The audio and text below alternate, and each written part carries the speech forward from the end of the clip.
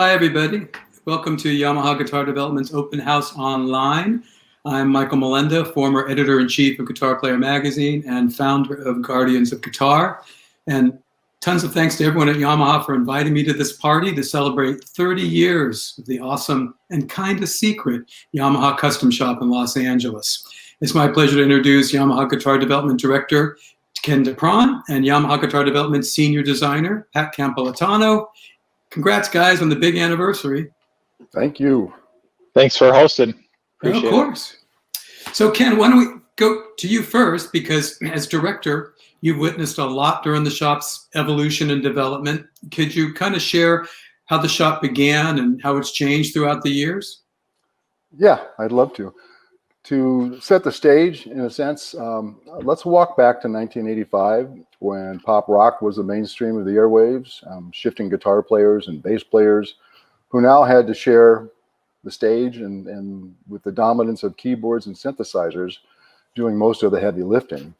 That changed in the late 80s, and heavy riff guitar bands like Nirvana, STP, Alice in Chains.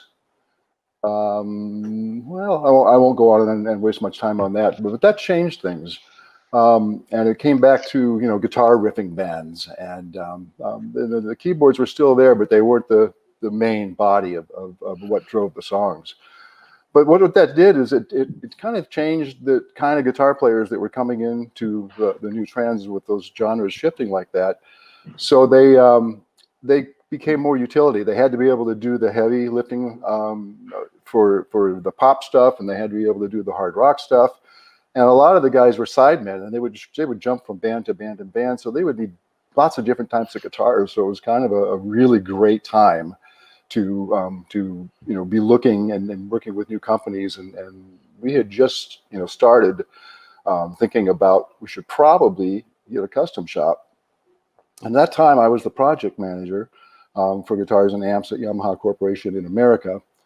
And I quickly realized that we were in the need to be able to support artists with custom modifications and custom guitars.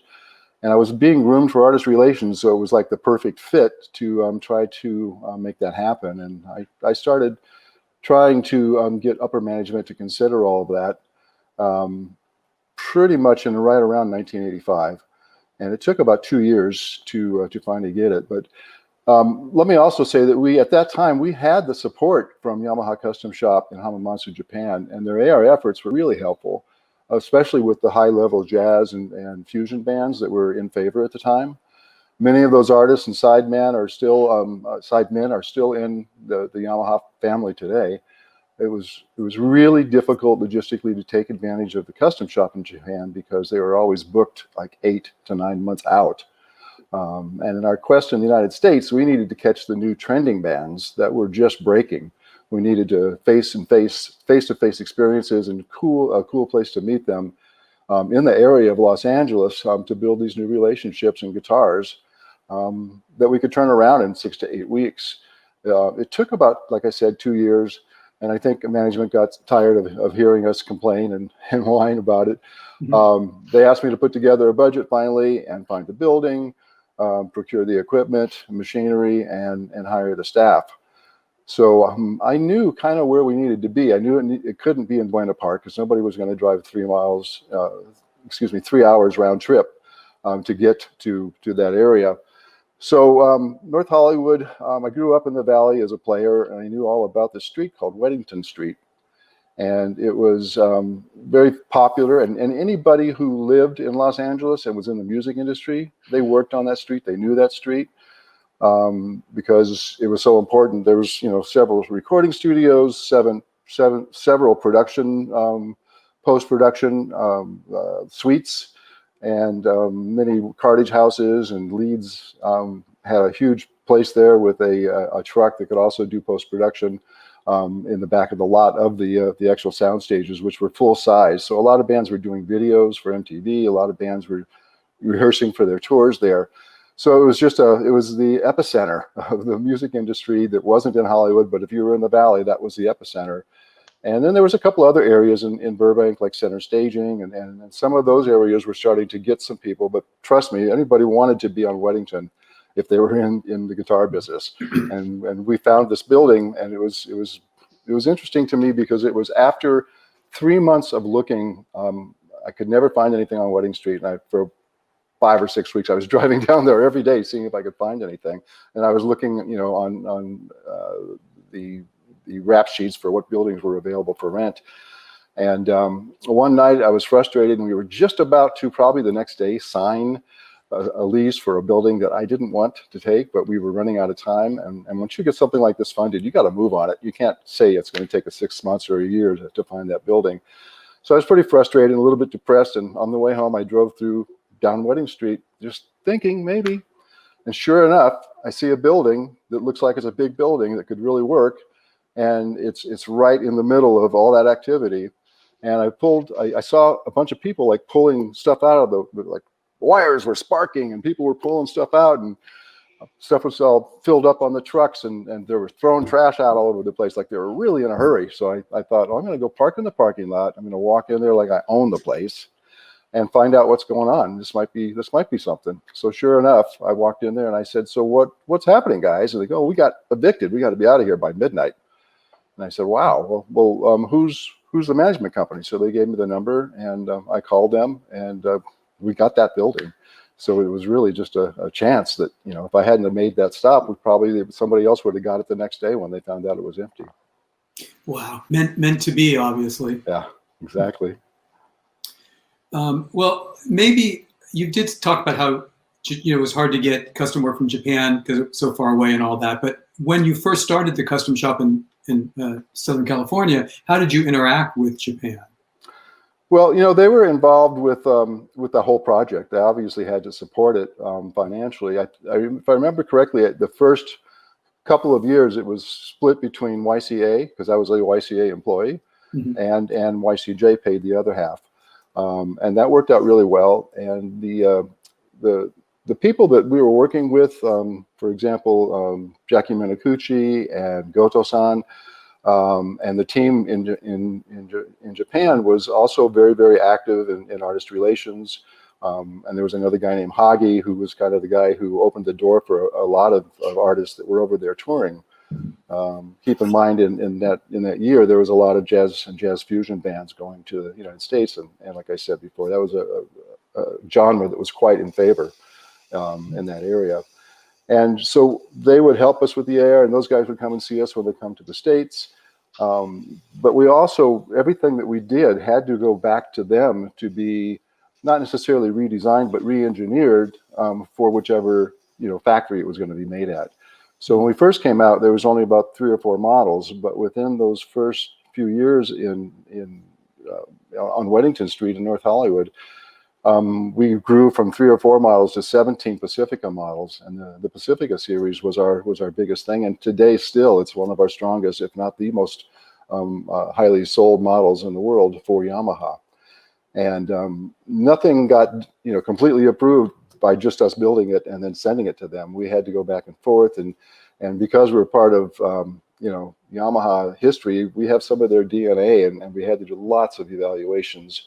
And that's one of the things about Yamaha that I think it sets us apart from other companies, is that we are able to prioritize the expressed opinions of other people coming from different genres, coming from different levels of professional play, and take that information and we document it and we share it with Yamaha, and then that helps them understand why we're doing this and why we want to have this specific kind of hardware. We want to have this shape of a neck.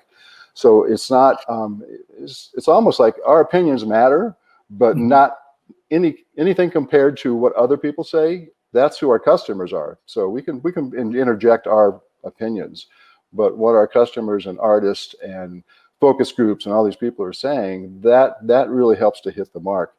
And everything that we talk about, and we document all this and we share it with Yamaha. So when they go to consider it, there's already that dialogue, the foundation of why we're doing this, and that really makes a big difference for them to understand it.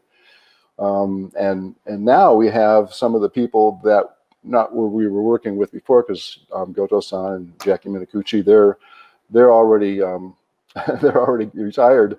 But we had a lot of amazing trips over to Japan, and we'd work things out with them. But they would basically do the re-engineering, so we had to work really, really closely with them. And now that they're in the building for product planning and R&D, we're really involved with them. And then they can also help to bridge any misunderstandings, and that's a very important element of what we have as a joint team between us and the folks in Japan. Oh. Well, Pat, going to the foundation of all this, when you have a high-level artist come to you to design a custom instrument, what's the process like? What's the give and take? Do you have to is there a lot of hand-holding, or how does that actually take off? Sure. Well, I think Ken mentioned a little bit about, our opinion goes, a certain distance, but really, I have to understand that I'm not making something for myself. So the goal is always to, interpolate what the artist is asking for and deliver on the idea or the sound or the look they have in their head. Artists are incredibly creative, and we work in the music industry. They're making these great melodies or songs or whatever it is, and that's their art. And part of what we do is take those ideas, that their kind of imagination, and kind of translate it in a way to make it into an instrument that they'll be comfortable playing with on stage, and feel good about, when they hold the guitar, that it looks good, they feel confident, they know it's reliable, that it's not going to fail them on stage. And I would say it's not as much hand-holding as it is just trying to help understand different parts of the process. There's so many small details in making an instrument that they don't come off the top of the head when you're looking at it. But I ask everything that I can to get all that information. Like, let me hear some of your tunes. Let me, let's talk about your influences. Let's talk about what's your setup on stage. How long are you going to play? How long you plan on playing this one instrument? Is it going to be, we're going to make just one? We're going to make a few? Do you want to try different things? Are you looking for a different sound? It's all, very minute details, and all that information that we glean from the artist, like Ken said, we translate back to Japan. So we have meetings every week, and we're always developing new products. So really, what folks got to see today in the custom shop, it's pretty unprecedented. We've kept everything so secret because everything we do with artists and research and development are so closely tied. We're always trying to get those interesting ideas that an artist might come up with, or something that we might want to try, and give it to every customer that if you go to a Yamaha dealer, you can pick it up. So we really try and listen. And I think that's a lot of it. I learned a lot over the years that I'm not making it for myself. I'm making it for somebody else. And it's about being of service. And I think, it's been a journey, that's for sure. Well, it's probably all over the map. I would imagine some artists come to you and say, I need more mid-range, or I need this to be lighter. And some artists probably come to you and say, I just want something to look cooler, or I want something to sound like, a very comfy blanket or something like that. Yeah. Well, I would say that regardless of what style of instrument I make, I'm very specific about making it as comfortable and as ergonomic as it can be. So I always want the necks to feel like an old baseball glove, already broken in. I round the fret ends. I do roll the edges of the fingerboard. I want it to feel like when they pick it up for the first time, that it's not the first time. I want it to feel like it's, the 100th time, the 1000th time. That way, they're immediately comfortable, and then they'll go take it on the stage. The biggest thing for me is I want them to take the instrument away from here and then just play it nonstop. And then I get it back maybe 6 months or a year, or even later than that, and it's been beat up, it's been on the road. And you've seen that from like I think of Scotty Hill, I made him a Pacifica, and he's got a notch in the edge for every show that he played with that guitar. And that now, I made that guitar about 5 years ago, and, there's marks all around the guitar. That's, a dream for me to see something like that. As you say that, Pat, it reminds me of the fact that sometimes we learn a lot while we're doing the specs and building the prototype and having them come and check it when we're shaving the neck and all that kind of stuff. But when it comes back from the road, we find out some of the things that they did to it, and now we incorporate that into the next one we build for them. Yeah, yeah, of course. That's a big part of the the whole sequence and the experience. Yeah, and I'll make an instrument, and then they'll go on the road and they'll say, hey, I thought I was going to like this pickup, but I don't, so let's swap it. Or, hey, we made this little modification, and then the next time I make that guitar, that modification's incorporated, and it's just like it's this nonstop kind of give and take, and it's been a whole lot of fun. I mean, I'm obsessed with doing it anyways. It's kind of been my dream to do this. And when I was a kid, I used to tinker with Legos and Lincoln Logs and build stuff, and then I think in my adult years, I just make the Legos myself, so that's what all these little things are. And it's just been a blast to like really learn. And yeah, I've been able to build some really cool stuff and gotten some really wild requests over the years too. So yeah, it's just interesting. It's a new challenge every day, which is a lot of fun. Hey, Pat, I think you're too young to know about Lincoln Logs. You must have got that from Wikipedia or something. But, no, I had a set. Okay. Oh, yeah. Well, on to the, have any requests been especially challenging or surprising to you? Challenging, of course. There's been plenty of challenging things. We're going to talk with John Patitucci in a little bit. Building that big hollow body bass for him was a really big challenge, especially so early in my career. By whatever grace, Ken hired me at this job when I was 25 years old. And the first thing I said to him, I don't know if you remember this, Ken, but when I was trying to get the job, I said, I'm going to make mistakes. I hope you're okay with that. And I said, I hope that you can, see it through, that I can, work through those things. And, he's just like, yeah, of course, it's, and I've been really thankful for that. I think the challenge is always, you're working with wood, which is like a constantly moving material. So the goalpost is always changing. And, somebody asked for something very complex. So I learned a lot about different materials or construction methods. Sometimes I invent something myself that I want to try.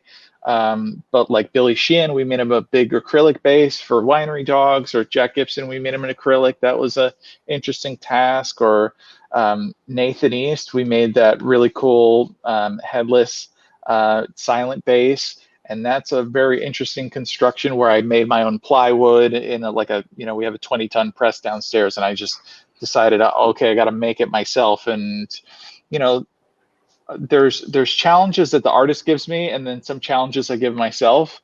And I think that in the spirit of what I believe Yamaha is, which is a technology-driven company, I'm always just trying to push the boundaries of where we're, what we're making.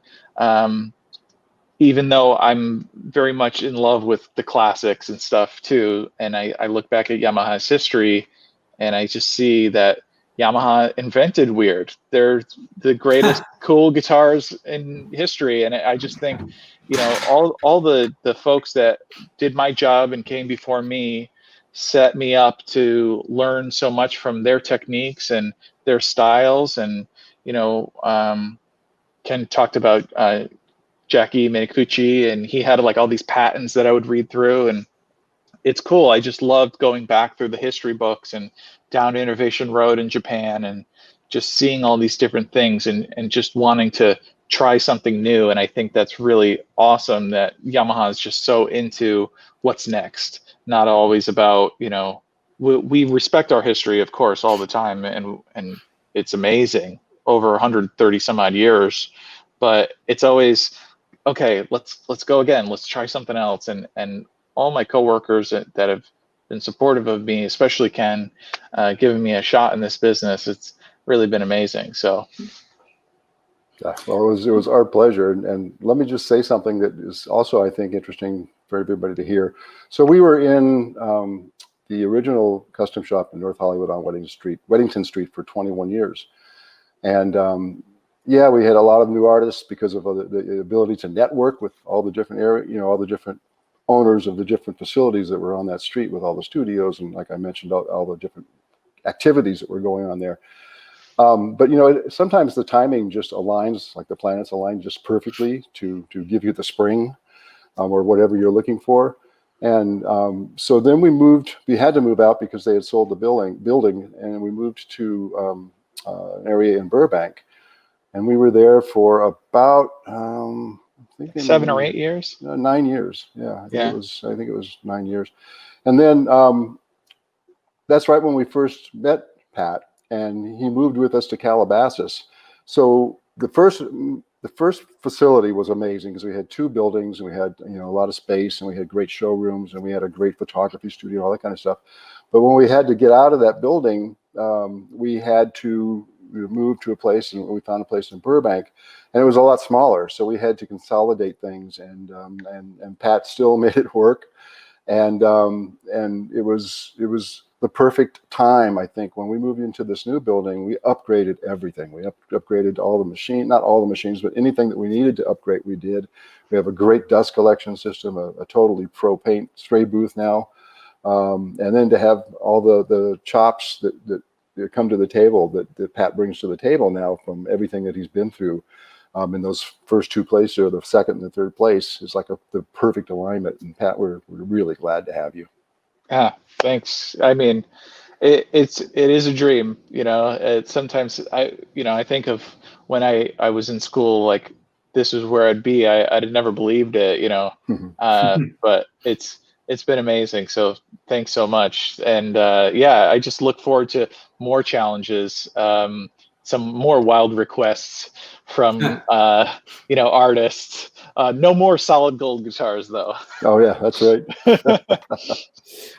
Ken, I think hearing you and Pat talk, there's a part of me that can kind of get envious about, well, I'm not the kind of artist that can work with Yamaha, because typically a custom situation is there's the artist in the custom shop and the public never gets to, kind of sneak in there. But Right.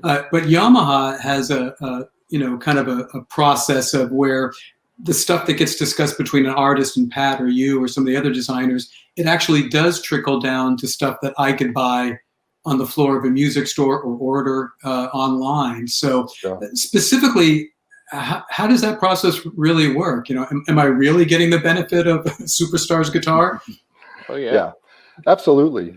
Absolutely. I mean, we do so much work, and we document so many different things. And every time we meet with an artist or even talk with an artist, we're getting information.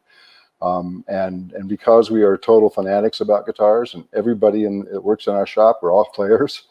So we can kind of live the dream through our artists and through the activities that we get to do for the artists. And then we get to share that information with Yamaha Corporation of Japan and their team. So all of that information, whether it's what kind of woods are in favor, what kind of pickups are in favor that align with what kind of genres are in favor, the color, the fashion part of it, making new things for artists that want to match the photography on their record or on their CD label.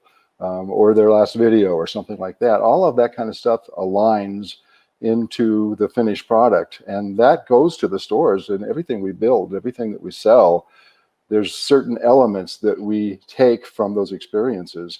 And Japan also, Yamaha Japan also has a lot of evaluation opportunities in Japan and Europe. We go all over the world and we talk to people. So it's not just the U.S. market, even though the U.S. market, especially in the 90s, was like the main hub of rock and roll for a long, long time. But now it's coming from everywhere, which is really great. But yeah, it definitely gets into the details of what we're doing, why we're doing it, and how we're doing it. And that shows up at the store level. Even though we're not open to the public, what we do is available in the guitars that you see in the stores. I mean, go ahead, Pat, sorry. Oh, no, I was just going to say, like, a concrete example of that is, some of the Pacificas behind me, like this bright blue one and some of these other guitars, like I'll make a batch of 5 or 6 guitars, all with different neck shapes, right? And then we'll give them to the artists, and then we'll swap them around, and they'll say, oh, we like this one. And we take notes. We do like, tons of documentation of everything. And we're trying to find like what the perfect neck shape is. So maybe like the next Pacifica or Revstar or whatever is going to have that. And, we try and build a consensus from all the, the great things. Like, I'll go to a show of one of these artists and hear them play the guitar, and I'll think of what I hear, and then they'll come back to me after the show and say, I was looking for a little bit of this, I need it to be a little brighter, so I cut through. And then we really work on all that stuff. And I work with Japan every week, and we're nonstop. Like, there's a cycle of R&D for all the products. Like, they're on a refresh cycle. We're always trying to update them, and what we learn from the artists definitely makes its way to what you can buy, at your local store. And that's down from specs of hardware to everything, and color especially, Yeah. Now, also, Ken, I think we're going to bring in our next guest stars pretty close, but what Pat talked about, or you talked about, there's so much data, which is awesome that Yamaha collects it. There's data from the artists, there's data from Japan, there's data you're probably talking about, with everybody that you're managing and everything else. How do you, as a director, actually go through that and kind of decide what to act on or what to send to Japan, or what is the best idea to move forward with? So it's a lot of stuff to kind of Right. go through.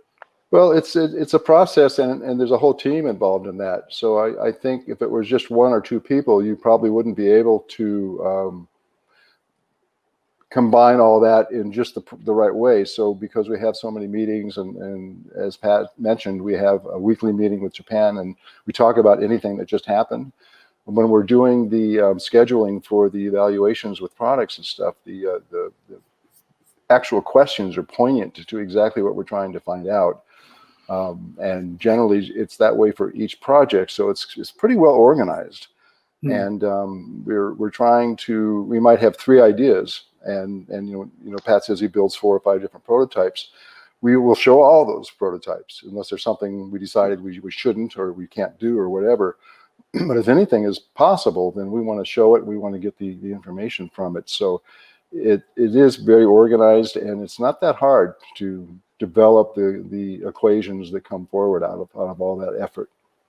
You mean just because of the shared discussion, it's not that hard? Correct. Yeah. Okay. Yeah, Okay. and then I'll go to the factory in Japan or Indonesia, and I'll make sure that they can do the things that we built, so I'll go on the factory line, work with some of the guys, teach them some techniques, and do that kind of thing. It's very collaborative, the efforts that we put in, and there's a book for each year.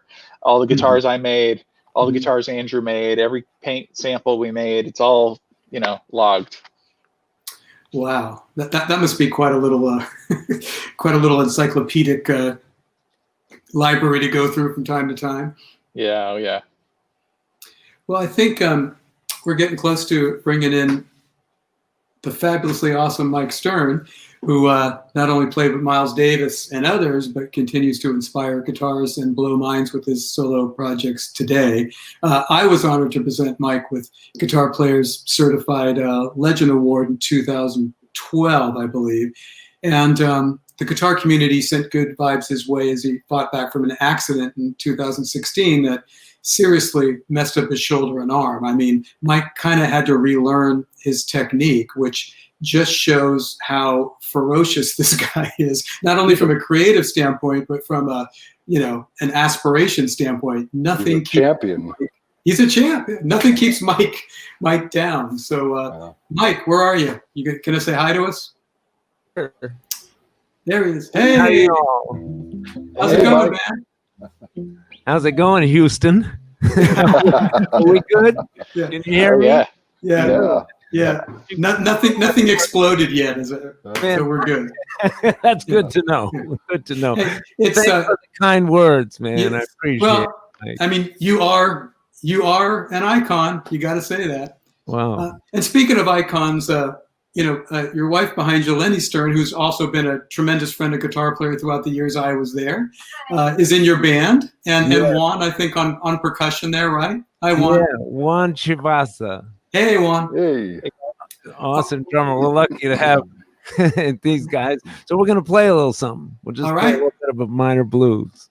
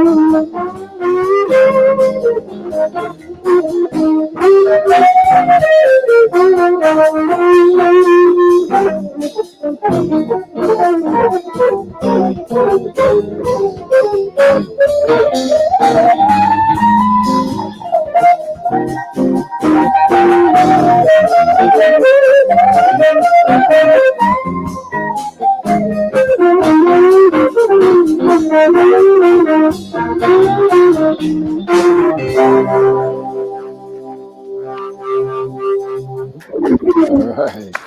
Awesome. Woo! Thank you for that, Mike. Houston, Thank you. come in, Houston. Yeah. Yeah, We hear you loud and clear. Good. Thank you. Thank you. Yeah. Thank you, Lenny, and thank you, Juan, for that. That's awesome.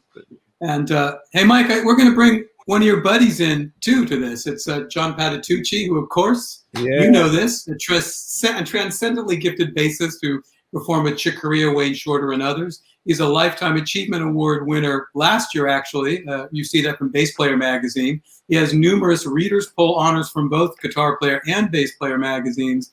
And I just discovered that we attended San Francisco State University kind of together, which is kind of weird but cool at the same time. Welcome, John.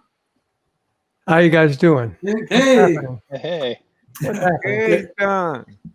Are we okay, Houston? Are we all right? We're okay, and I think it's time for your liftoff. Okay, all right. Well, here we go. Okay.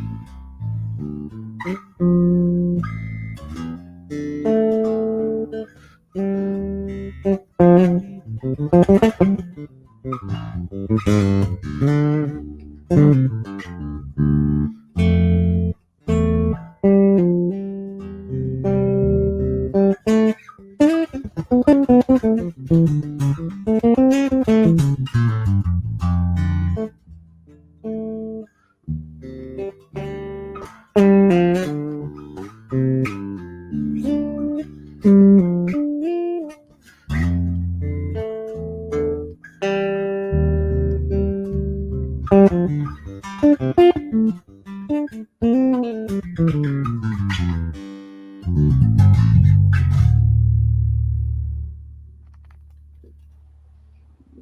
Awesome. You get the sound right there? Yeah, it's awesome. All right. Yeah. It's Hey, I wish I could Hey, play in John. that other band. You know, it's we bass players usually we part of the joy of our instrument is to play behind the other people and accompany them. But Come on, baby, come on. yeah. we'll do that next time. Yeah, we can transport you over to Mike's house. Yeah, I wish it I've were been true. there and I love it. I wish it were true. Yeah, baby.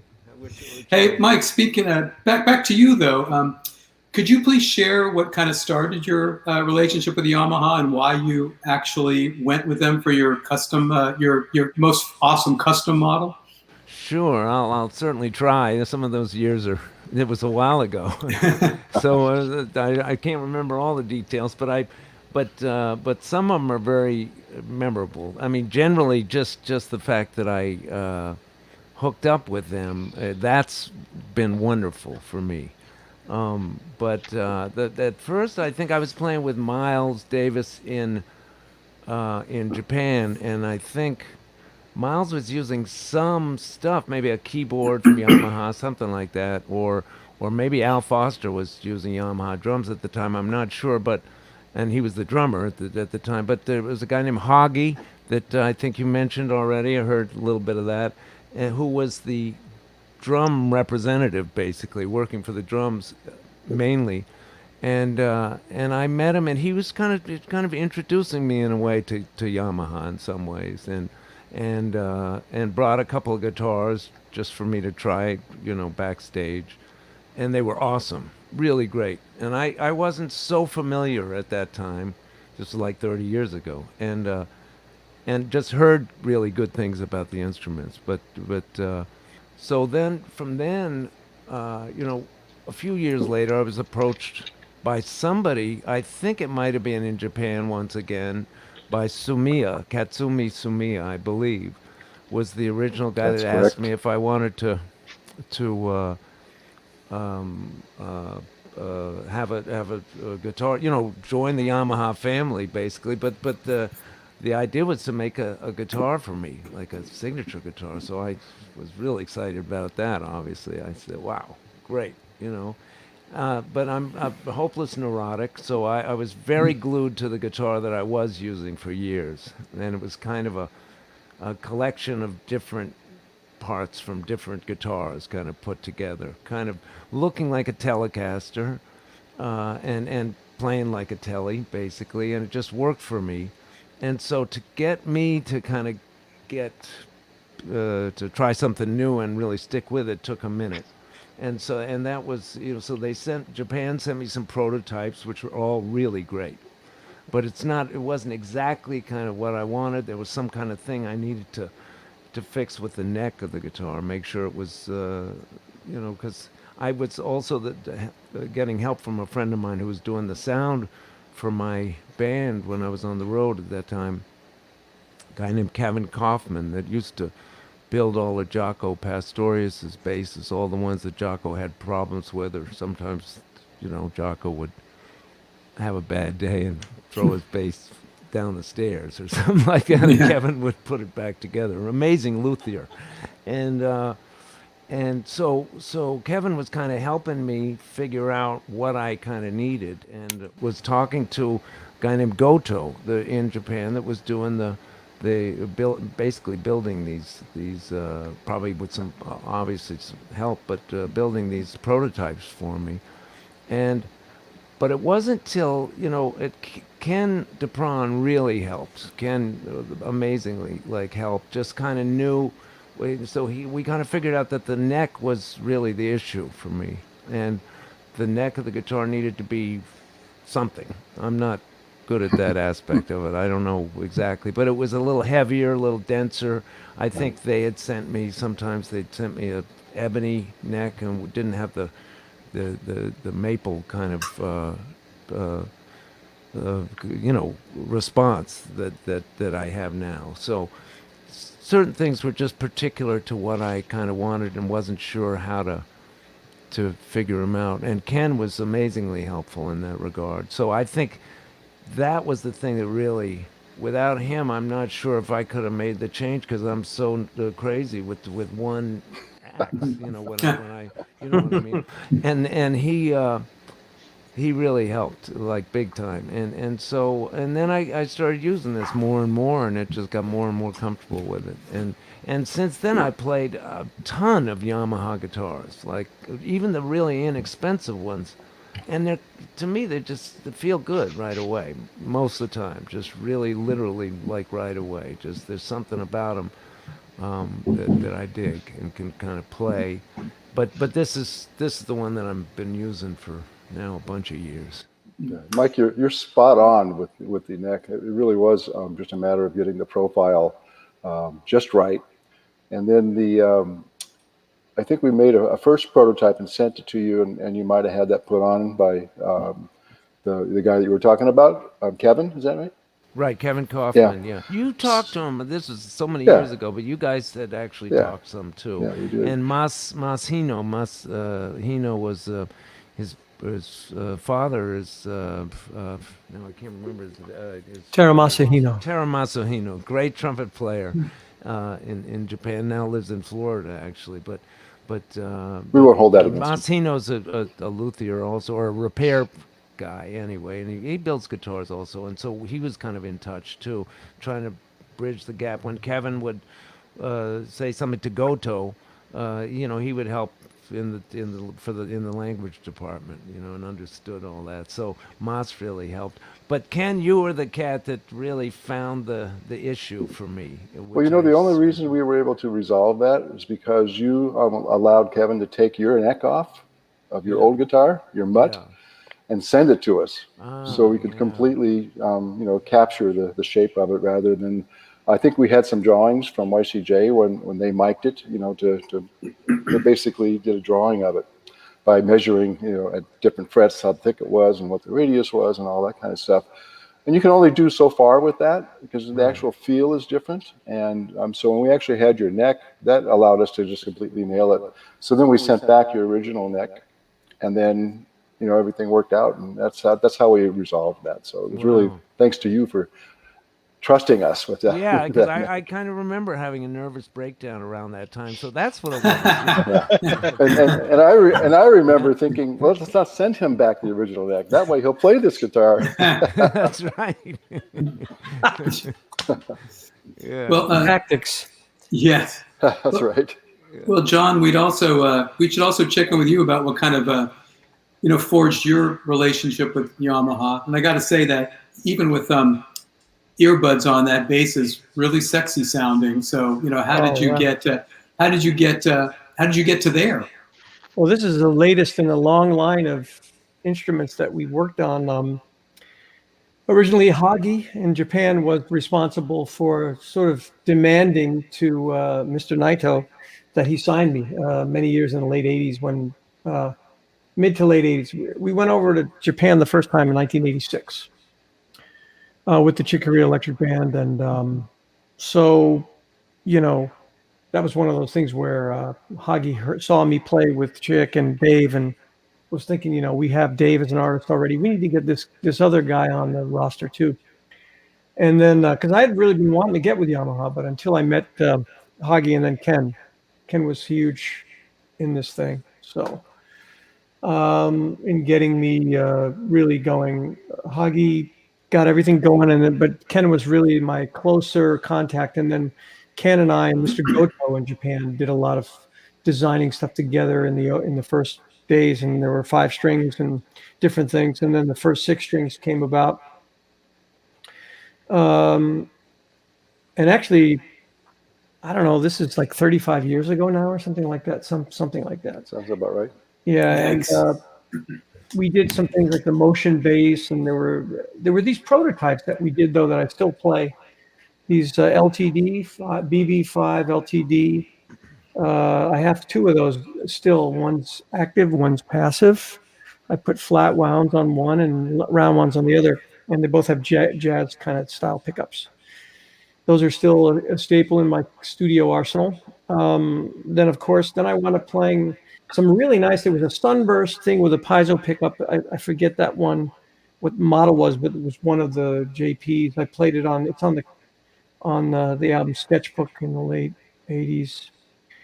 That was a great guitar. Then the red one. The red one was about 20 years ago now, and the red one I played for 18, 17 years or something, and I still have it. I still use it. There was a butterscotch one and a red one at the same time. That was the JP2, I think. Is that right, Ken? Yes.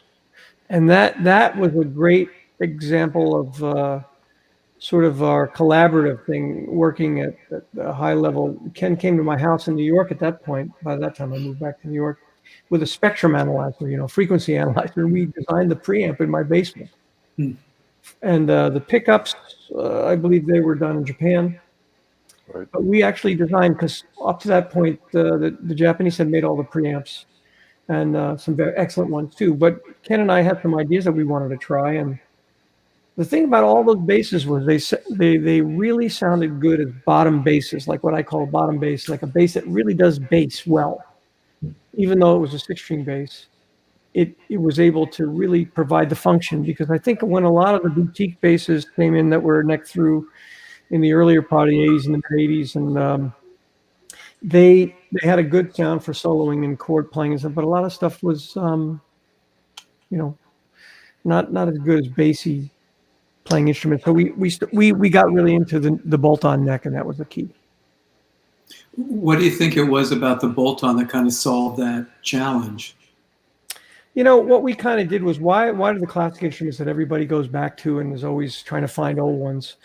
What were some of the characteristics? One of them was the bolt-on necks, ash, alder, woods that were strong and had a really great fundamental, and then we would use Ken was really instrumental in all this. He taught me a lot about the properties of wood and how they react sonically. I would tell him, well, I need this kind of a sound, and I knew maple opened up the top, was good for the top end, but we used a lot of different things. In this guitar, in fact, there's a big chunk of mahogany on the inside. Pat hit this one out of the park immediately, this instrument, and then we made a smaller semi-hollow after that. I know I'm bouncing around here, but I want to make sure I don't take up too much time. I want to hear from Billy, too.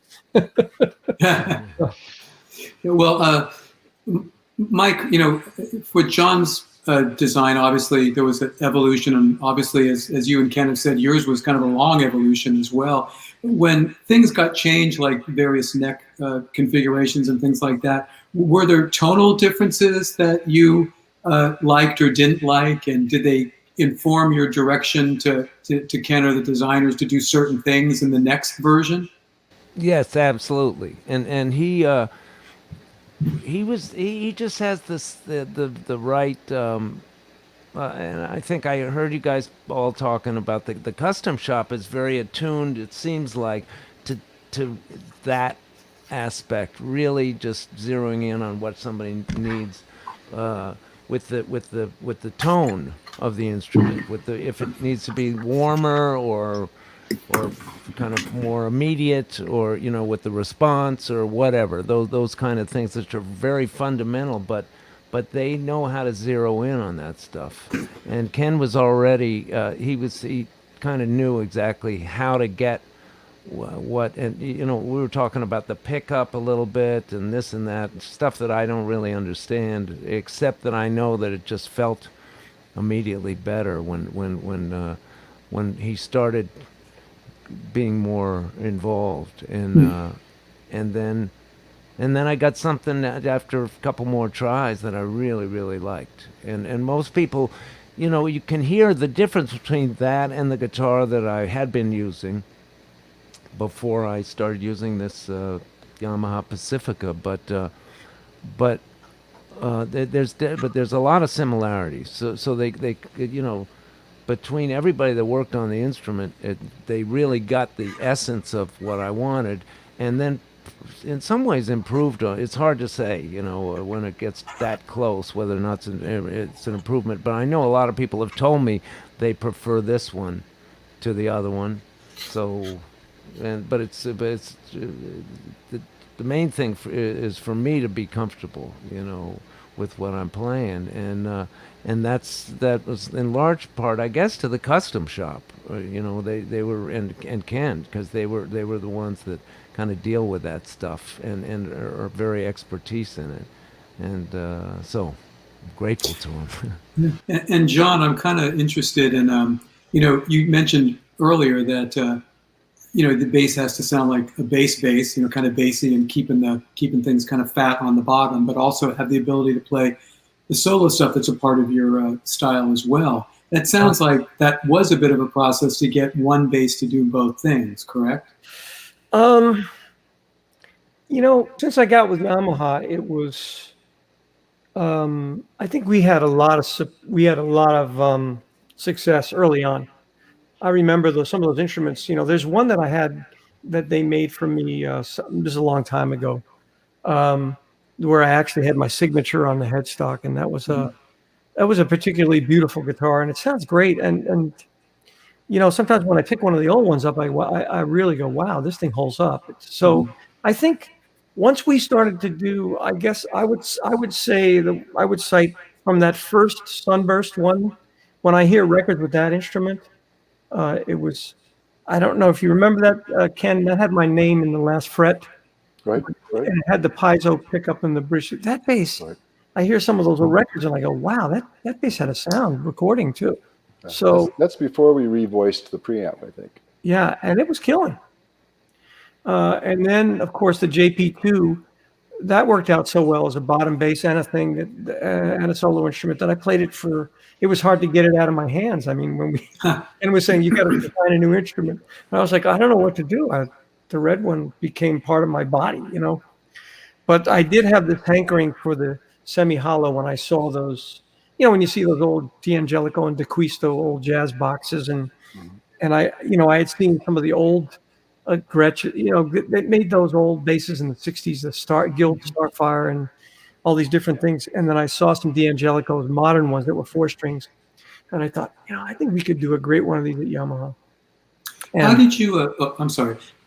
That came along, and then how did you and Ken tinker with the preamp? I mean, I know you said that the pre-existing preamps were pretty good, but for you specifically, what were some of the things that you wanted to improve or amend?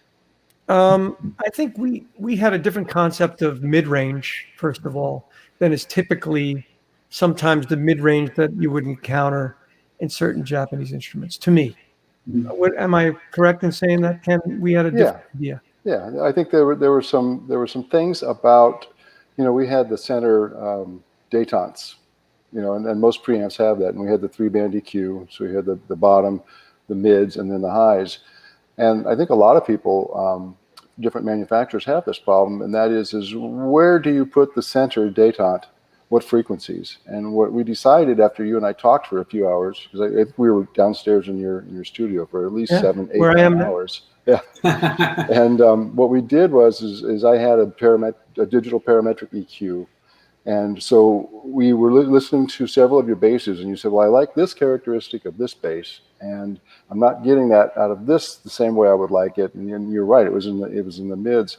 But I think where the magic came in is that we spent all that time adjusting the gain and the Q and the frequency so that the center détente was your favorite sound, and you could always just go with that with everything just flat. And then people could take that and take it away or add to it, but you always had that one favorite sound that fixed the mid-range problem. And I think it was a Q thing. I think if I remember correctly, we opened up the Q of the mids a little bit so it spread a little bit wider into the other frequencies. And that gave you a rounder sound. So it wasn't as pointy and kind of, mid-range is a dangerous frequency in all instruments, but the bass can be the wrecker. So then we took those frequencies and we wrote them down, and then we sent those to Goto-san, and he had them change the preamp based on that. Mike, I think you mentioned pickups and things like that, kind of based on what John and Ken just said. Did you have any dream sounds that you were chasing after when the dream tone, so to speak? Pretty much, I wanted to get something close to the guitar that I had been using, and the guitar that I had been using, as I said, was a kind of a mutt. It was kind of a collection of a couple different. I think the neck was kind of an old broadcaster neck, and and the body was something else. But basically, that was the starting point, and that was kind of I wanted to get close to that, and as I say, I was really very honored to be asked. They wanted to do a signature model for me. So I certainly wanted to try to make it work. But also, as I said, I was real finicky about it, and real hard to get away from something that I'd used for so long. But I was looking for that kind of warm sound. That warmer sound from a Telecaster that you usually kind of teles are usually kind of, talk about mid-range, they're usually like twangy in some ways. That's how people use them. But I wanted, and I'd gotten was used to that kind of a warmer sound from the guitars that I've had. I had originally this guitar that was actually the one that it got stolen from me in Boston, but it was actually Roy Buchanan's original guitar. It was one of Roy Buchanan's, and Danny Gatton sold it to me for like $500 because he needed to buy a used car or something like that. So he said, and it was awesome, and unfortunately it got stolen, man. It was beautiful, but this there was another luthier in Boston that had seen me play that, so he got me something kind of similar, nothing great like that, but because that was really a classic, but he got me something that I really dug equally, and then so then when I hooked up with Yamaha, that was kind of the first step, is to get close to that guitar, and it was amazing how much attention to detail and that they were able to do, and every little thing that I asked for, and as I say, I don't know much about it, but I was getting help from a luthier, from Kevin Kaufman, and they were able to get all that stuff, but a couple of things, I think around the mid-range area, that's where Ken really came in, and probably the custom shop at that time, it was just, they kind of knew, Ken definitely knew where maybe the problem was, and so it was the neck, and he kind of figured it out, which I really appreciate, because I was kind of lost. I mean, there was something missing. It was still a good guitar, all the prototypes were really good, but it just wasn't happening. I wasn't comfortable with it, and he kind of figured it out. So it's warm enough to have a really good jazz sound, what I consider to be but you can rock on it too, which I like to do. I like all of the above.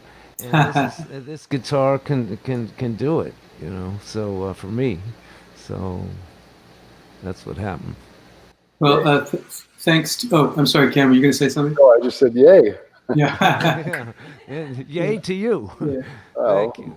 Well, just many thanks to John and Mike for sharing your journeys through the custom shop. I always find that amazing when a really transcendent player, has a vision in their head of what they need to sound like and what they want to sound like, and how they work with the designer to manifest that in their instrument. So all this has been incredibly instructional and inspirational for everyone out there listening. So thank you for sharing those stories. Thank you very much. Thanks very for listening. much. And thanks to all you guys for doing what you do. Yeah. I'm so glad I'm a musician. I'm so glad I'm in the Yamaha family. I'm very happy with all that. And we're honored to have you guys in the family. It's certainly Awesome. appreciated. Well, so it's much. rare Thank to you. have this kind of relationship with an instrument company, I think. Yeah. And we're grateful. Yeah, exactly. We're grateful to have you guys, be representing us and stuff, and working together. It really is a family atmosphere. I get a Christmas card from John. It's like it's awesome. So I mean, I'll tell you just very quickly. When I got this this injury. You know, cats from Yamaha, especially Ken, but you know, just different people, even from Japan. You know, were so supportive right away, trying to reach me. And John, you know, we've been friends for so long. He left me a message that it made me cry. I mean, it was so beautiful. You know, Well, we love you, I'll Mike. always remember it. Beautiful, beautiful, supportive thing. Because this was a drag when this shit happened. I mean, needless to say. But you know, it's wonderful to be able to play and have instruments that you know that'll inspire you. You know, it's you know, you wake up and you know. You feel at home with it, you know what I'm saying? So we appreciate it. Well, that's awesome, Mike. Well, and we have another family member to bring into the production now, which is Billy Sheehan. Which you know, man, what hasn't Billy done? He's played bass with superstars and big acts like Steve Vai, David Lee Roth, Mr. Big, the Winery Dog. He won Guitar Players Readers Poll as Best Rock Bassist 5 times. It was just on the June cover of Bass Musician magazine. And he's also one of the funniest and coolest dudes on the planet. So welcome to you, Billy. Can you hear me? I can hear you. Okay. We have a liftoff. Well, what an honor to be on the same page with John Patitucci and Mike Stern as players. And of course, with you, Michael, Ken, and Pat. Great to be together with all you guys. But man, I'm a huge fan of John and Mike very much. So it's a real honor to be here with you guys. Good to see you. We love you too, man. We love you You're too. a true innovator. Very kind. Okay, well, Billy, let's get to your story, actually. I'm sure you have, there's obviously a little bit of a small novella about how you got together with Yamaha and decided to build your instrument. So maybe you can run us through that. Yeah, I played the same old bass for years, very similar to what Mike Stern said. It was kind of a mutt. It was a neck from something else, a body that I had originally. I changed the pickups. The only thing original on the bass was the body and the ground wire. The wire goes from the bridge through the wood. And that was, I think it's still on there too. It's an old orange cloth covered thing. So as it came to pass, I needed to think about replacing it because it was beat up pretty badly, and played thousands of gigs on it and soaking wet with sweat for years. And I was in a pro audio place in Buffalo, New York, and they sold the Yamaha PA gear, which we bought a lot of stuff from them. You are kind of frozen. It's a good thing you're a handsome man because you're frozen face. I'd like to apologize for the frozen photo of my face. Oh, you're back. You're back. All right. You're back. Okay, sounded good there. So I'm sorry. I don't know how much we lost, Billy, but just kind of go to the yeah. Basically, I was just very impressed with the quality control of the Yamaha bass, and when it's time to make a move and look for something, they contacted me and asked me, "You want us to make a bass for you? We'd like to have you endorse our products." And I said, "I saw one of your basses and I loved it." So I'd already endorsed another company, which I don't think is even still around anymore, but they were a big, huge company in the early 80s, making guitars for the hot guitar players with the Floyd Rose thingy on there. And they made me some basses, and I was poor and broke, and I actually sent the basses back because they were made so poorly. So I was really impressed with Yamaha quality control. And we started on the journey. Oh, Billy's back. There he is. All right. Sorry. You know, it's like that with all computer stuff. And you'll see it on your phone. You'll have this amazing app that does this stuff, and you go to show your friend, and it never works when you go to show it. Amazing. So, It's like when you bring your car to the mechanic, right? It's making this noise. I swear. Yeah. Well, Billy, what were some of the things that were really important to you as a player to have, inform your own bass design? Neck to body joint was critical because I do a lot of bending, and I'm pretty active on stage. There's a lot of motion going on, so I didn't want the thing to shift or change. Plus, I'm kind of a creature of habit. I want things to remain where they are, not a lot of movement. So that thing be rock solid. My pickups are suspended from underneath with surgical tubing so they don't move. So when I push down on them, they're rock solid. Pat knows all about that. He's gone through that with me for many hours, fine tuning how these pickups sit in here, which is an essential thing. So things like that. It's just things based on the practicality of being on stage, on deck, middle of a show, to the mic singing, jumping back, running across the stage, and making sure that this doesn't let you down. And so to me, that's just supremely important. And it simply has not. I've never had a problem on stage with any of my Yamaha basses. That's pretty cool.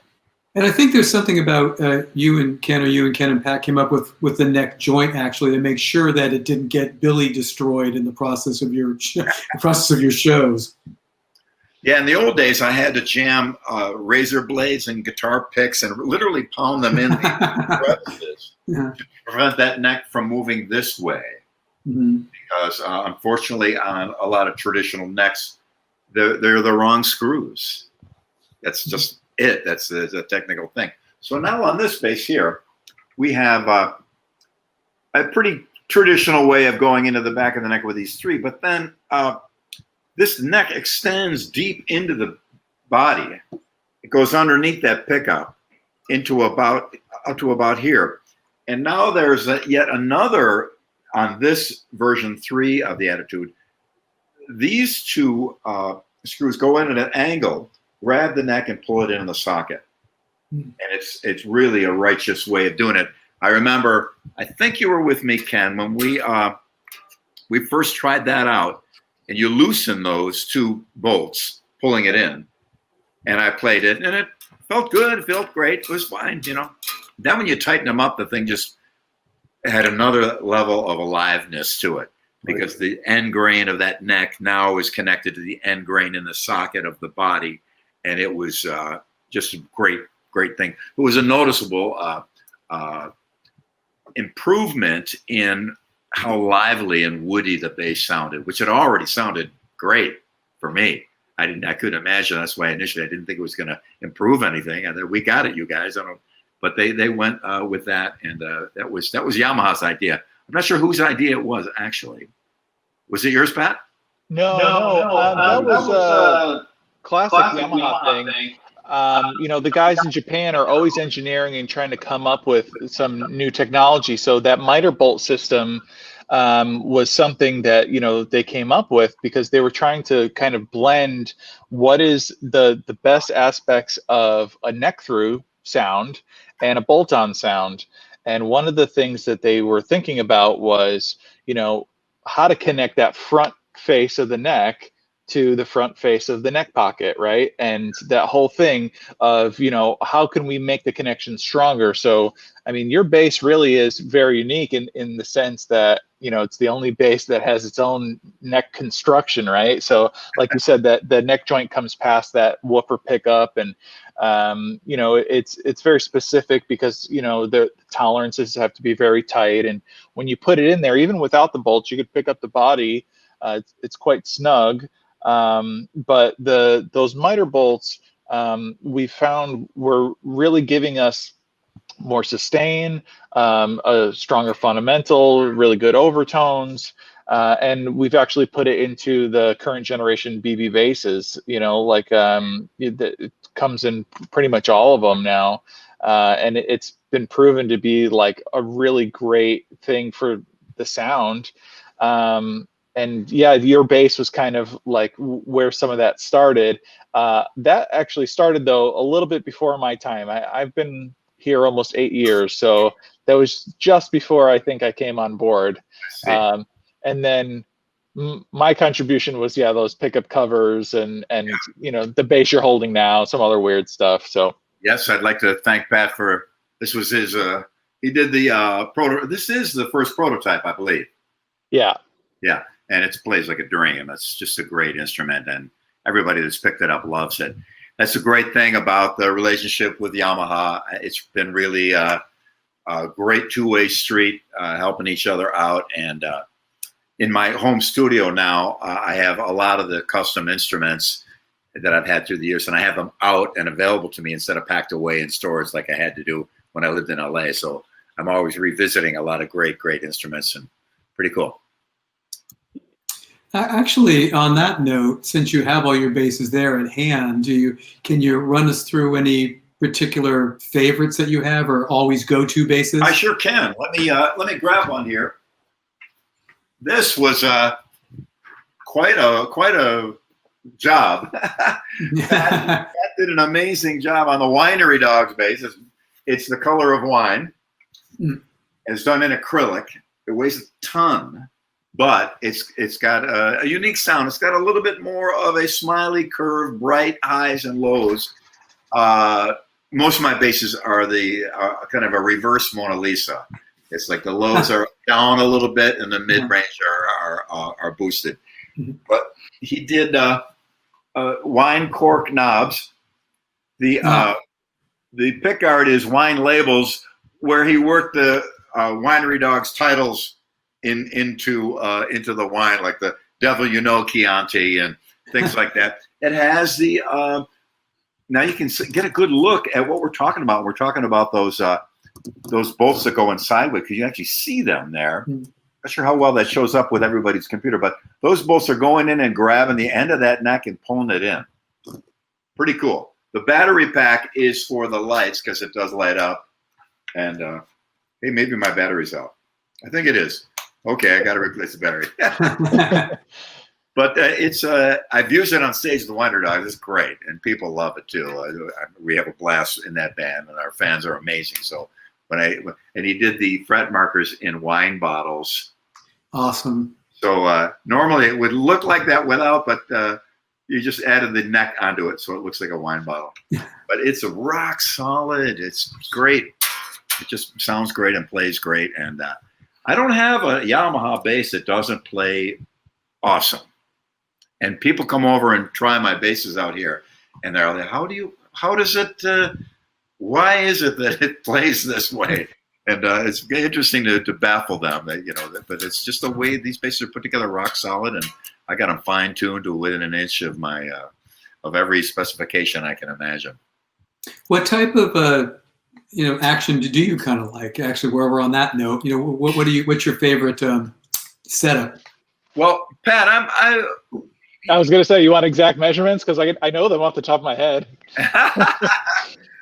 So if you leave the strings open, Billy likes to have 70 thousandths for the E string, bottom of the string to the top of the 12th fret, and then 50 thousandths, 50 thousandths, 50 thousandths, and then underneath the pickups, you want to have them close enough that you can use them as the finger ramp without fretting out when you play the last fret.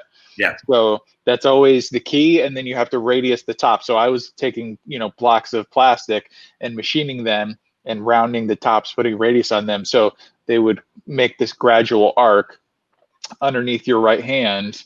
So certain folks like John Patitucci likes his action very high, and you learn everybody's quirks, and I think to your guys' credit though, it's everybody has their own sound, and the thing that they think that they what's in here coming through the speakers, I would say maybe 10% the instrument, and then the rest of it is practice, and just having your left and right hands, that's really where it's at. So it's a funny controversy, because so many people will post a comment, it's all in your hands, and in a lot of ways it is. And but when it comes to your company, there's a lot that you do that inspires you to pick the thing up in the first place. Now, sorry, I grabbed a fretless one. This is from a long time ago. It's just got lines, but they had a graphite board on it, done fretless.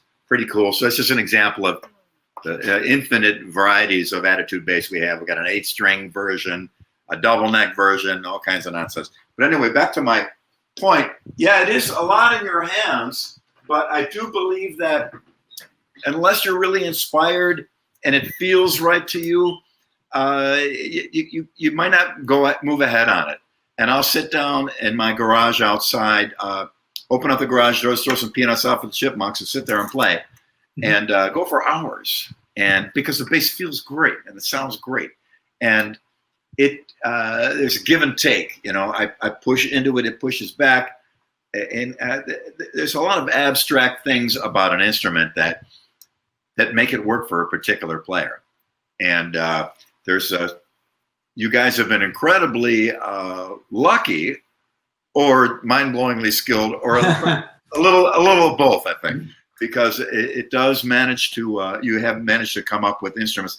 And I see people order custom instruments a lot, and they I don't like ordering an instrument and paying for it and buying it before I actually played it, because you never know how it's going to be.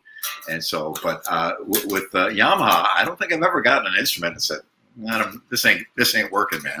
They all do. They're all rock solid. A lot of that has to do with you setting it up correctly, Pat, because that what he spoke of before. Anyone that's not familiar, these pickups are rounded off now, and this is a design that Pat came up with, that DiMarzio is now going to manufacture.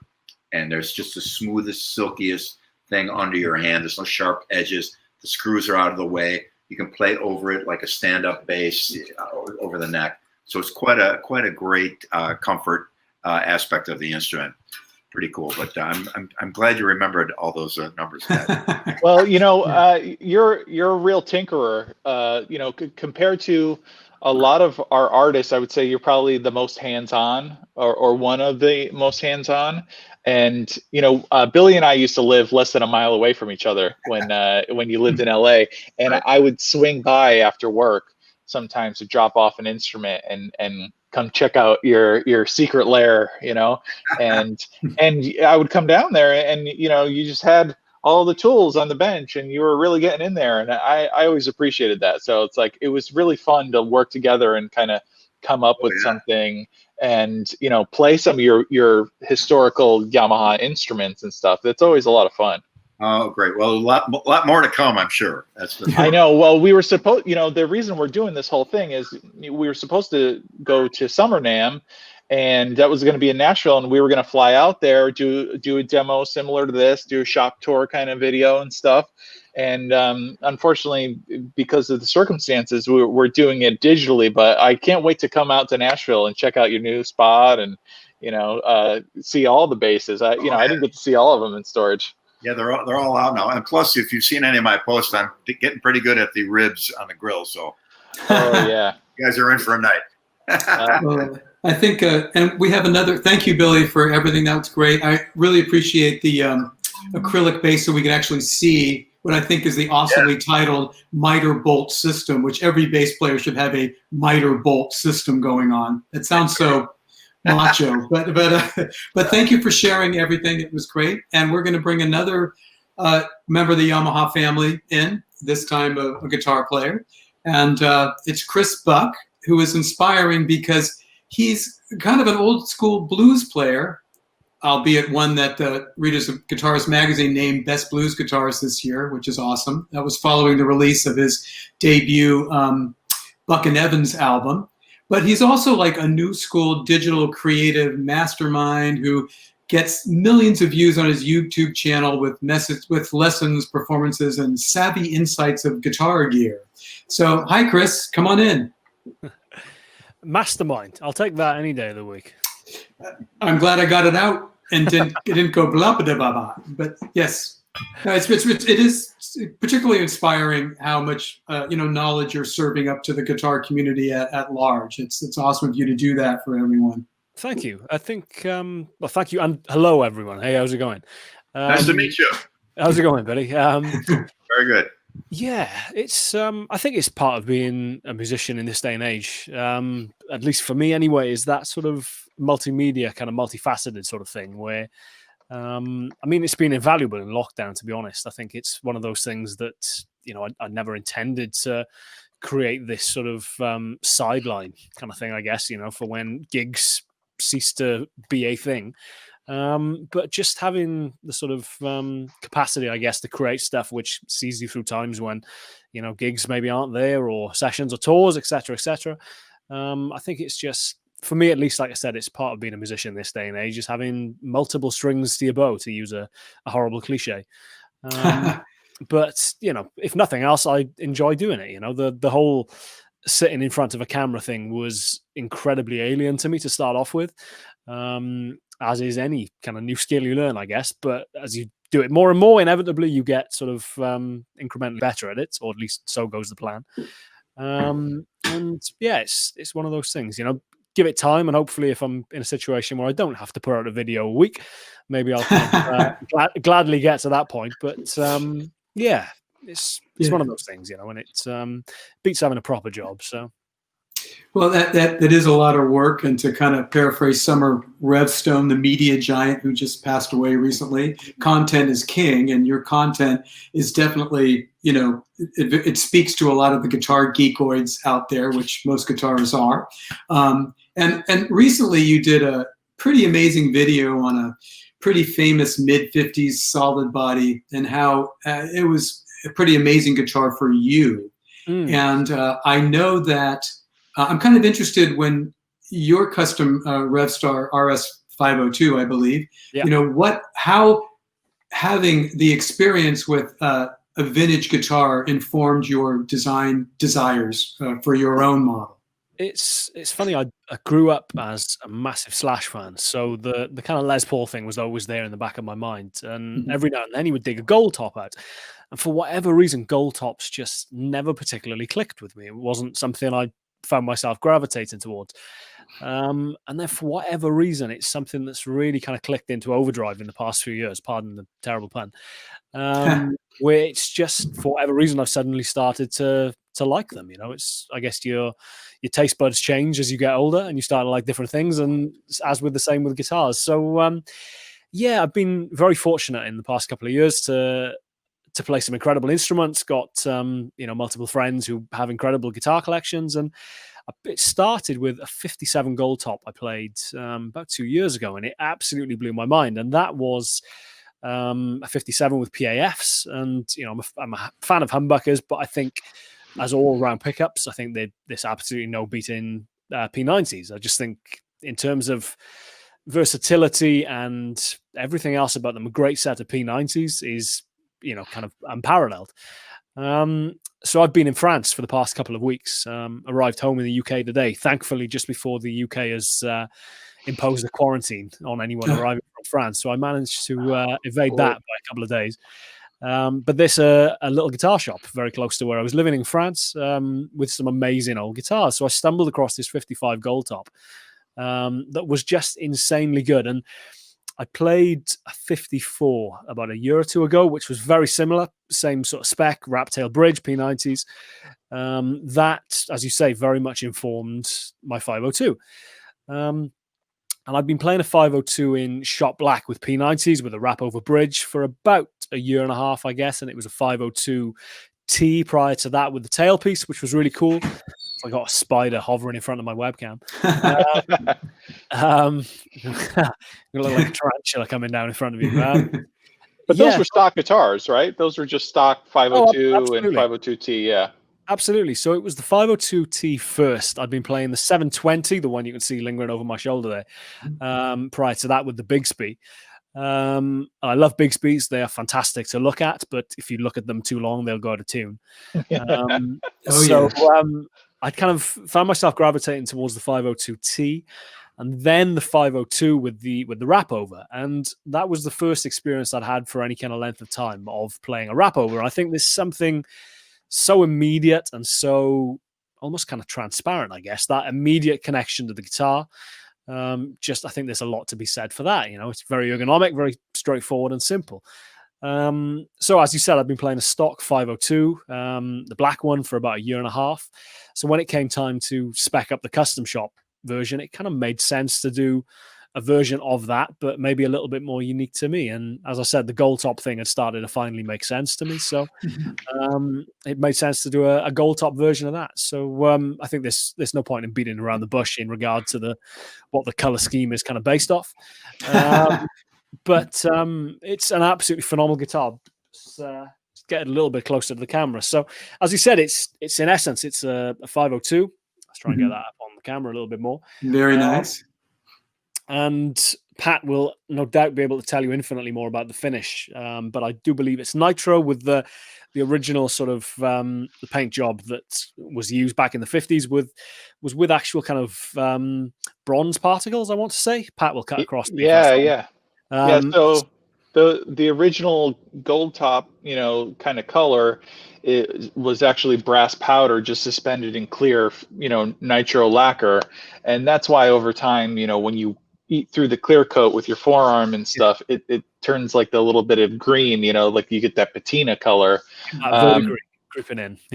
Yeah, so I mean, we did it that way because we wanted the back to be a certain color, and we wanted the top to be true to form, and then we do all the tricks to check the finish to make it crackle and stuff, and it's over the webcam. It doesn't, you can't really see it as much, but it is very three-dimensional, like how you see like the little cracks around the gold on the top and the brown on the back, and we were specific about the neck shape. So I made that guitar, and I made the guitar for Donnie Little around the same time. And those necks, instead of machining them, I actually carved them by hand because we wanted a little bit of a different profile, right? And your guitar, we put the ebony fingerboard on it because the CITES issue, right? Everybody's been having trouble traveling with rosewood. So we were like, hey, we should just do this instead of, any troubles on your way on the road. So yeah, we did that. Awesome. We put the Lawler P90 pickups in there. We even put the Lawlertrons in that 720, right? Yeah, those guys have been great. But yeah, I mean, working with Chris was a lot of fun. Actually, that guitar came with a different pick guard. We put the cream one on it, but yeah, that guitar looks killer too. You got quite a few.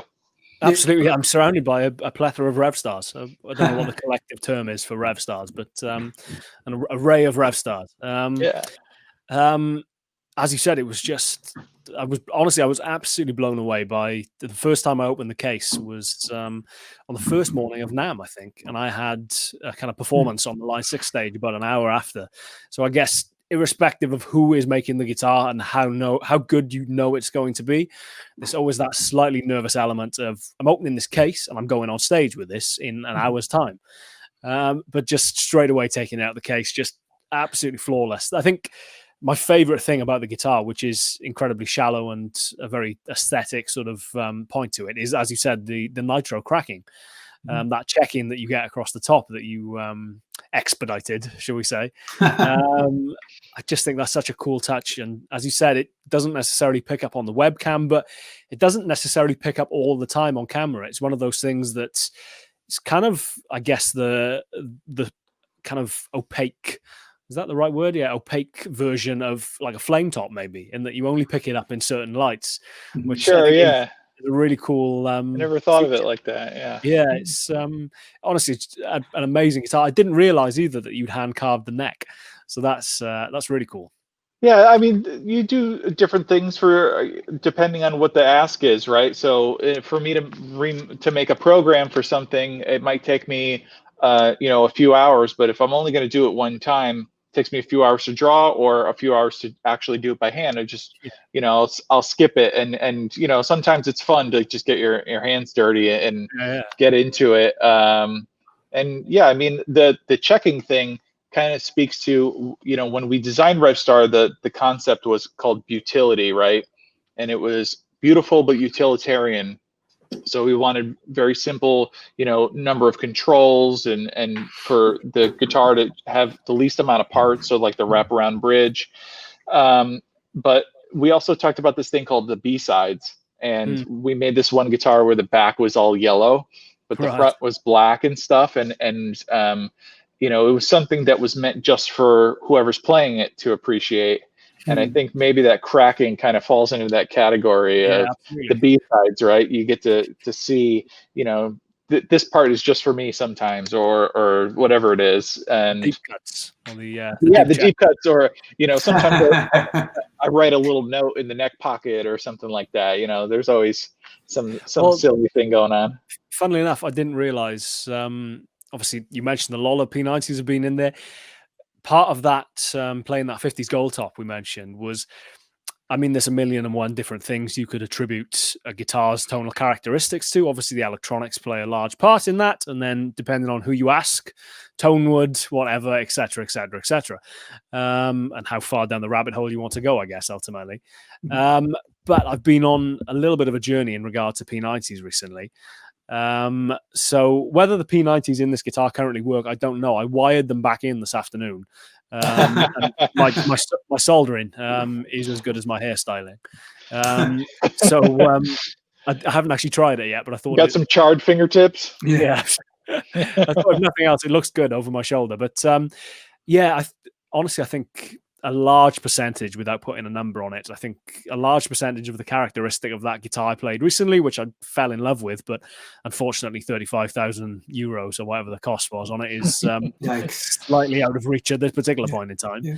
I think a large part of that tonal characteristic of that guitar were the P90s. And obviously there's a million different pickup makers out there and array of boutique pickups you can get these days. So part of the journey I'm on at the moment is trying to find a kind of the perfect set of P90s. So I'll let you know how I get on with that. But every time I go on this sort of fool's errand, I end up coming back to exactly where I'd started. So we'll see. That's fun. Let's follow up on that. I'd love to help you on that journey. You know, this is one of those things where, you know, maybe this is exactly the kind of place where we listen to the advice of an artist and try and put it in our guitar. So maybe me, you, and Jason Lawler or something like that, we could wind up another set. Awesome. Sounds good to me, man.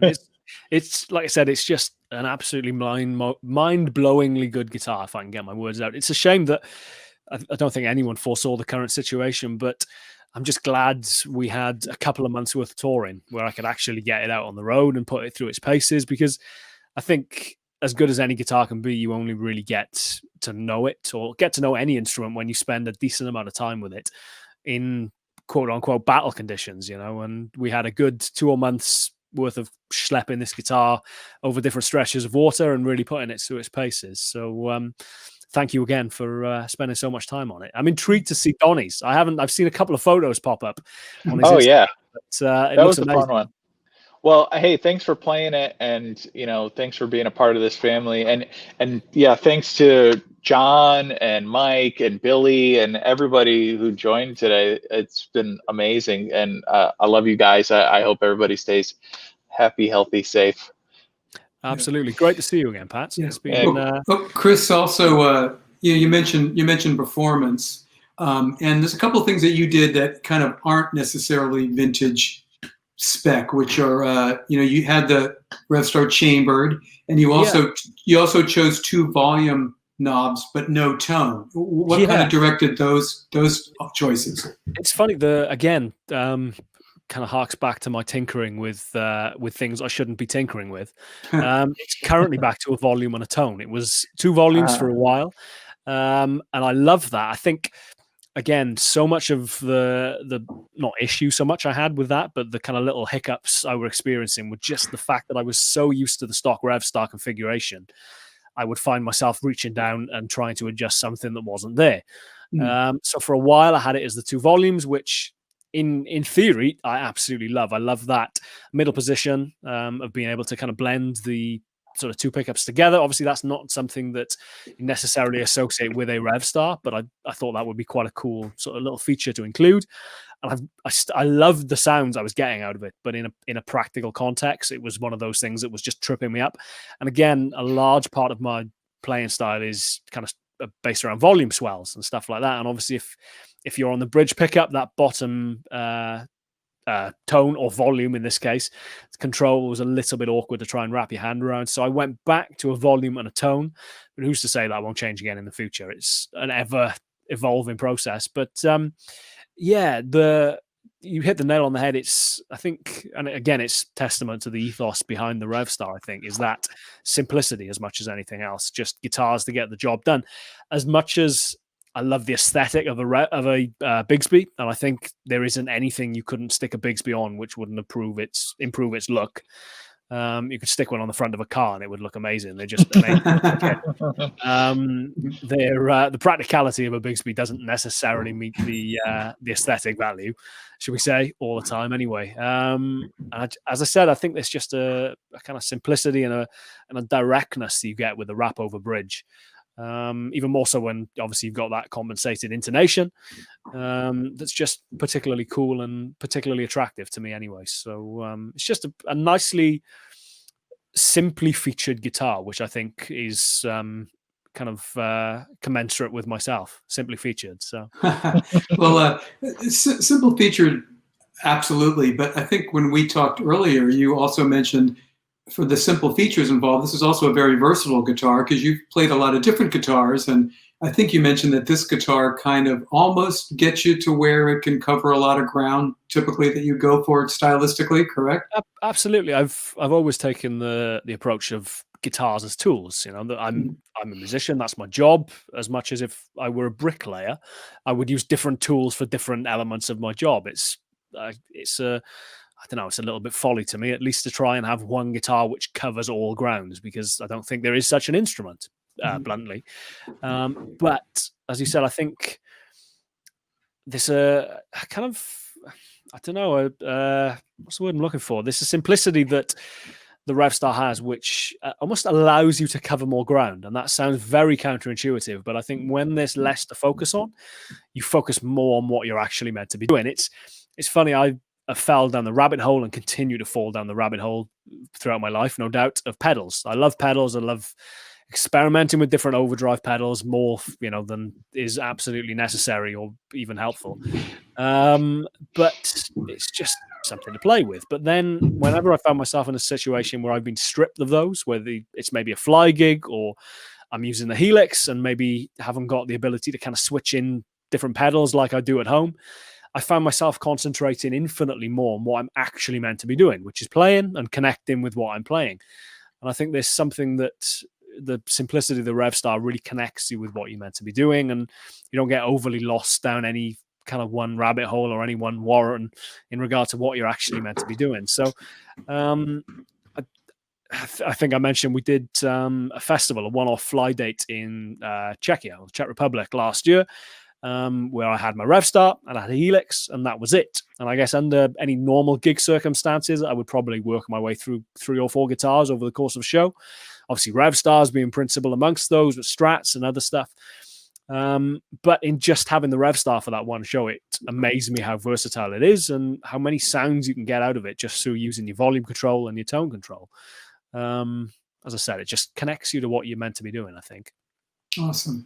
Well, Chris, thank you so much for sharing all that. And I think that if anyone isn't familiar with Chris, and of course everybody should be familiar with Chris, right? But you should definitely not only check out his awesome music, but also I've learned a lot just kind of going in my own rabbit hole with your YouTube videos. So so thank you for those. There's so many of them. It's kind of hard to get through them all, but there's tons of stuff to learn. And tell me about it. It's part of the downside of having to put one out every week.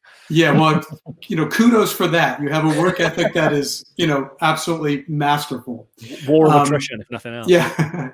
And now we have a really cool transition here. We're going to go to Ampeg SVT time with Ampeg products manager Dom Liberati and brand marketing manager Dino, the Ampeg guy. So, and they've got tons of super cool special guests. They're going to get into a lot of bass stuff that's going to be awesome. And let's go check out Ampeg World. Take care, everybody. Thanks, Cheers, everyone. guys. Take Cheers. care.